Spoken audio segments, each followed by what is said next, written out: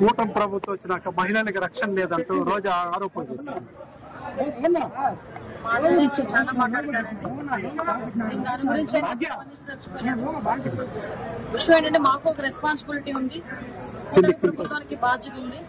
ఆడపిల్లల రక్షణ విషయంలో గౌరవ చంద్రబాబు నాయుడు గారు కానీ పవన్ కళ్యాణ్ గారు కానీ చిత్తశుద్ధితో పనిచేస్తున్నారు. ఆ విషయం మనందరికీ తెలుసు. ఆ విషయం తెలుసుకోవాలనుకుంటే ఇప్పటి వరకు జరిగిన ఏ సంఘటనలో కూడా రిమాండ్ పంపించకుండా అక్యూజ్డ్ ఎక్కడా కూడా వదిలిపెట్టిన పరిస్థితి కనిపించింది.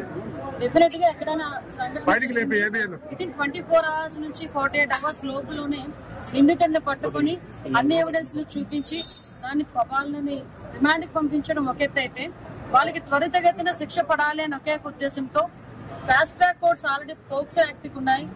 ఫాస్ట్ ట్రాక్ కోర్ట్స్ మళ్ళీ స్పెషల్ కోర్ట్స్ కూడా ఏర్పాటు చేసి నిందితులకి అతి త్వరితగతిన శిక్షలు పడాలనే ఉద్దేశంతో గౌరవ చంద్రబాబు నాయుడు గారు కూడా ప్రత్యేక కోర్టుకి సిఫార్సు చేయడం జరిగింది. హైకోర్టు అడగడం జరిగింది.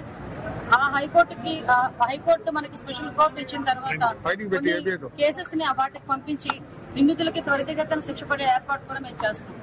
విషయం ఏంటంటే కంప్లీట్ గా పోలీస్ వ్యవస్థను 5 సంవత్సరాలు నిర్వీర్యం చేశారు. వీళ్ళు మాట్లాడుతుంది ఏంటంటే కూటమి గవర్నమెంట్ వచ్చి 4 నెలలు అయింది. ఈ 4 నెలల క్రితం వరకు లాస్ట్ 5 సంవత్సరాలు పరిపాలించింది ఆ సైకో ప్రభుత్వం, వైఎస్ఆర్సీపీ ప్రభుత్వం.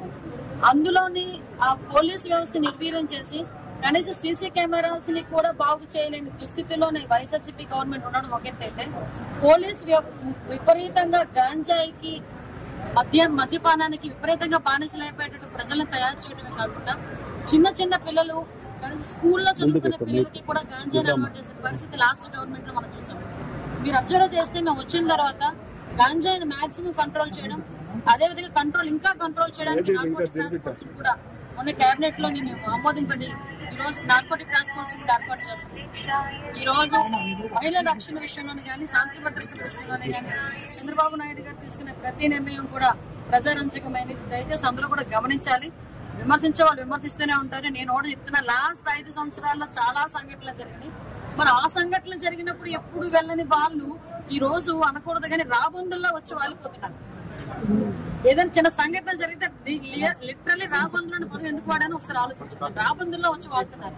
మంచిదే, నిజంగా వచ్చి కన్సల్ట్ చేయండి, వాళ్ళని ఓదార్చండి, ఏదో వాళ్ళకి చేతన సాయం చేసి వెళ్ళండి, అన్ని బాగానే ఉన్నాయి. కానీ మనం లాస్ట్ 5 సంవత్సరాలు మనమే గవర్నమెంట్ లో ఉన్న సంగతి మర్చిపోకూడదు కదా. వాళ్ళు కూడా ఆ రోజు జరిగిన సంఘటనలకు ఈ రోజు వరకు దిక్కు దివానా లేదు. నేను చాలా సందర్భాల్లో అంటాను, పులివెందుల్లో జరిగిన సంఘటనకి, పులివెందుల్లోని చనిపోయిన నాగమ్మకి ఈ రోజు వరకు న్యాయం జరగలేదు. వీళ్ళు బయటకు వచ్చి ఏం మాట్లాడతారండి వీళ్ళు? కాబట్టి వీళ్ళ మాటల గురించే కాదు, వీళ్ళు ఏం మాట్లాడుకున్నా కూడా గవర్నమెంట్ పరంగా మేమందరం కూడా చాలా చిత్తశుద్ధితో ఉన్నాము. ముఖ్యంగా మహిళల రక్షణ. దిశ యాప్ ఉందని మీరు నమ్ముతున్నారా? నేను మిమ్మల్ని క్వశ్చన్ అడుగు. దిశ చట్టం ఉందని మీరు నమ్ముతున్నారా? దిశ చట్టం ఉందని మీరు నమ్ముతున్నారంటే కనుక చెప్పించండి. దిశ చట్టం కనుక ఉంటే ఆ దిశ చట్టం బేస్ చేసుకుని కేసెస్ ఫైల్ అయ్యి చెప్పండి. దిశ యాప్ అని వీళ్ళు మాట్లాడుతున్నారు. దిశ యాప్ అనేది ఇంతకు ముందు ఫ్రంట్ లైన్ అని చెప్పేసి ఒక యాప్ ఉండేది. ఆ యాప్ ని వీళ్ళు కన్వర్ట్ చేసి దిశ యాప్ అని పెట్టారు. ఈ రోజు మళ్ళా తిరిగి మహిళా యాప్ అని చెప్పి మేము తిరిగి దాన్ని పునరుద్ధరించి దాన్ని అప్డేట్ చేసి ఈ రోజు మహిళా యాప్ కూడా రెడీగా ఉంది. ఈ రోజు మీకు చాలా విషయాలు ఇప్పుడు సంఘటన జరిగిన ప్రదేశాన్ని కూడా కుటుంబాన్ని కూడా పరామర్శించడానికి వెళ్తున్నాం. అక్కడికి వెళ్ళిన తర్వాత కూడా మీకు చాలా విషయాలు మేమందరం కూడా కూలంకషంగా మీకు అందరికి చెప్పగలం. వీళ్ళు మాట్లాడితే దిశ యాప్ ఓకే. నేను ఒకటే క్వశ్చన్ చేస్తున్నా, అదే మీరున్నప్పుడు కూడా దిశ యాప్ ఉంది కదా, మన ఆ రోజు సంఘటనలు ఎందుకు జరగకుండా మాట్లాడలేదు? ఈ రోజు దిశ యాప్ ఉంటే జరగకుండా ఉండేది మీరు మాట్లాడుతున్నారు. ఆ రోజు కూడా దిశ యాప్ ఉంది కదా, దిశ యాప్ పెట్టారన్నారు కదా, మరి అన్ని వేల సంఘటనలు ఎందుకు జరిగినాయి? 33,000 మంది అమ్మాయిలు ఎందుకు మిస్ అయ్యారు? మరి దానికి ఈరోజు సమాధానం చెప్పగలరా వీళ్ళు? మేము పొలిటికల్ గా కంపారిజన్ చేసుకోవడం పక్కన పెడితే ఈ రోజు మాకు బాధ్యత ఉంది. ప్రభుత్వంలో మేము ఉన్నాం, మాకు బాధ్యత ఉంది. మా బాధ్యతాయుతంగా మేము పనిచేస్తున్నాం. వాళ్ళు విమర్శించే పరిస్థితిలో విమర్శించుకోండి, దాని గురించి మేము పట్టించుకోవాలి.